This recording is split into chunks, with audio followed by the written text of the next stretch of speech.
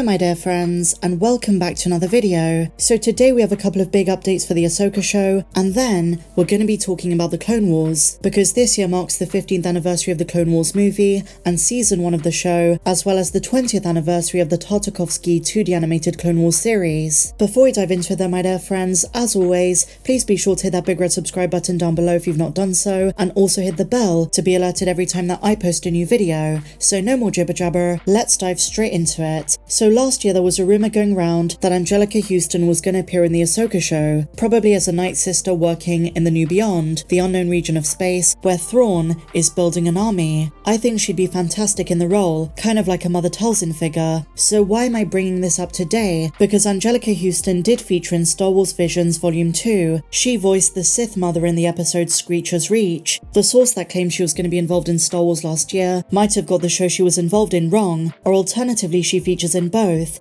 Visions and Ahsoka. Either way, she is an extremely talented actress, and I really hope she does get involved in Star Wars in live action too. Staying on the subject of Ahsoka, the voice actor of Agent Kallus from Star Wars Rebels has opened up on whether or not he wants to appear in the Ahsoka show. It's almost time for Ahsoka to make a grand return in her own Disney Plus show, and Star Wars fans are very excited. While Rosario Dawson is reprising her role as the titular character, Lars Mikkelsen is back as Thrawn, the Ghost crew are getting live action adaptations, we're gonna see Hera Syndulla, which is Mary Elizabeth Winstead, Natasha Liu Bordiswa as Sabine Wren, Chopper, and after his appearance in The Mandalorian Season 3, maybe Zeb again. While now David Oyelowo, who voiced Agent Kallus in Rebels, says he's up for returning as the Rebel spy. This is a character close to his heart, and many Star Wars fans want to know, what is Kallus up to in the New Republic era, now that he's defected? In a new interview with RadioTimes.com, Oyelowo explains the obvious reasons why it's going to be very difficult to bring him into live action if he's the one who's going to play him, the physical differences. He says he doesn't quite know how they're going to square that away. Ever since the Ahsoka show was first announced, some Star Wars fans have suggested, despite the disparity in appearances between the actor and the character, David should just be cast in the role, and we just have two different looking versions of the same character. Alternatively, some have suggested they get an actor who looks like the character, and David Oyelowo voices him. He went on to say, quote, "But Rosario Dawson is a great friend of mine, and I see the great work she's doing with her show, so I would never say no." And then he laughs and says, "We have to figure something out. I don't know what it is, but I'll let you know." In either case, Kallus's story is one that fascinates many fans. After he defected, he became besties with Zeb Orrelios. What he did to the Lasat people haunted him for years, but at the end of Rebels, it was revealed to him the Lasat species not only survived, but were thriving. And now I imagine he works for the New Republic. Having been an Imperial, he's probably helping Mon Mothma navigate how to take down the Remnant. I hope David gets to play the role again. Share your thoughts in the comments down below. Do you want to see Kallus in the Ahsoka show, and how should they go about it? And so now my dear friends, let's talk about the Clone Wars. So there are many anniversaries that are being marked this year in the Star Wars universe. It's the 40th anniversary of Return of the Jedi, we're coming up to the 15th anniversary of the Clone Wars 3D animated series and the film, and it's the 20th anniversary of the 2D animated Clone Wars series by Tartakovsky. That was the animated Clone Wars series that came out before the 3D one, before Ahsoka Tano, and that was a show that released before Episode 3, Revenge of the Sith. Now Star Wars fans to this day do say it's one of the best Star Wars animated series ever, with many saying that the themes and the stories and the depth of it are of higher quality than the 3D series that came after it. Now I did put this out in a community poll,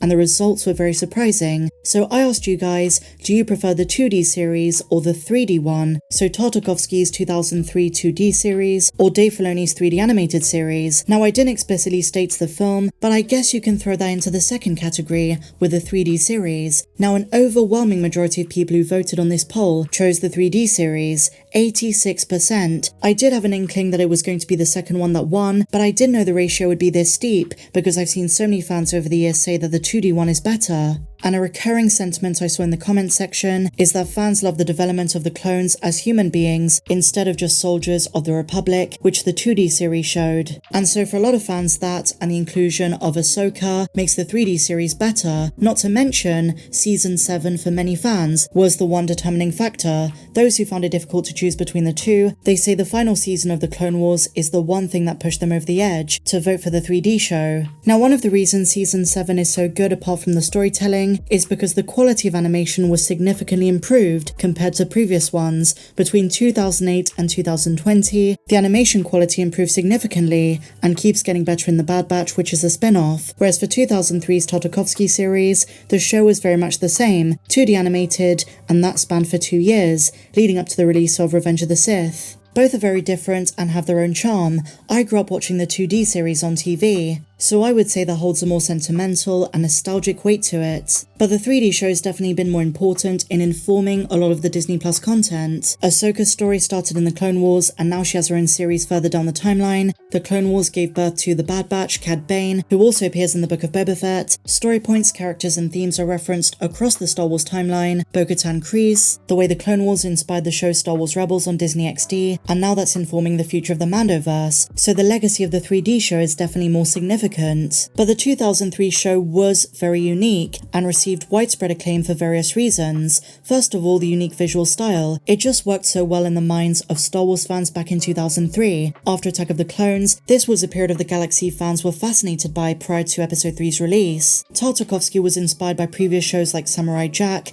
and the animation style was dynamic, worked well for action sequences, and set it apart from other animated shows at the time. It was pretty intense too, exhilarating, fast-paced, no time was wasted, and before 2008's Clone Wars, they expanded on the stories of many Jedi in a big way. Ayla Secura, Mace Windu, Kit Fisto, you name it. There were some pretty massive moments fans appreciated, as well as the show's ability to deliver exciting sequences that expanded the Star Wars story, even though now it's not canon. Unlike the 3D show, this was short and focused storytelling, so there weren't necessarily 3 or 4 episode story arcs. It was engaging, short storytelling, and gave you somewhat of a satisfying conclusion. The expanded lore, the world building. This show was awesome. And something that seems to have been forgotten with time is the nostalgia this show brought. It bridged the gap between episodes 2 and 3, and it really gave fans an exciting look into the events that were the Clone Wars, something teased all the way back in 1977, so fans were dying for this show. And it was also a time where Hasbro were pumping out tons of Star Wars toys, so fans were looking for more stories with Mace Windu, Count Dooku, all of these characters from the prequels, and the show gave that to them. One big question fans have is, are there differences in terms of the universe, in terms of the lore, between the 2D show and the 3D show? There are 55 contradictions. The 3D show is the only one that's canon, so that is the lore that counts. Other books over the years, like Mike Chen's novels, have also changed what the 2D show presented. Let's take a look at these. So when Anakin was knighted and when he fought Dooku. Next up, the fact Ahsoka didn't exist in the 2D show, Ventress's species, backstory, and loyalty to Dooku, Maul's species and backstory. So these two are very important, because Ventress was originally a Ratataki, Dathomir's terrain and people, the planet looked so different.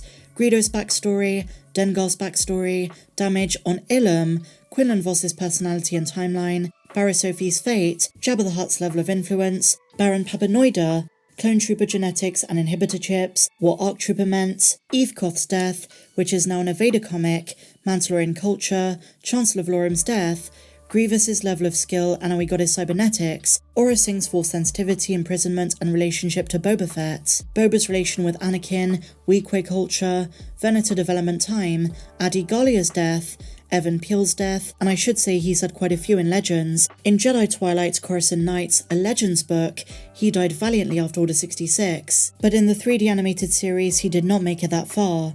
So quite a few differences there. There you have it, guys. Did you watch the series and what did you think of it? Were you a fan? Do you prefer it to the 3D show? Or is the later Clone Wars series superior? Share your thoughts in the comments down below, and may the Force be with you always.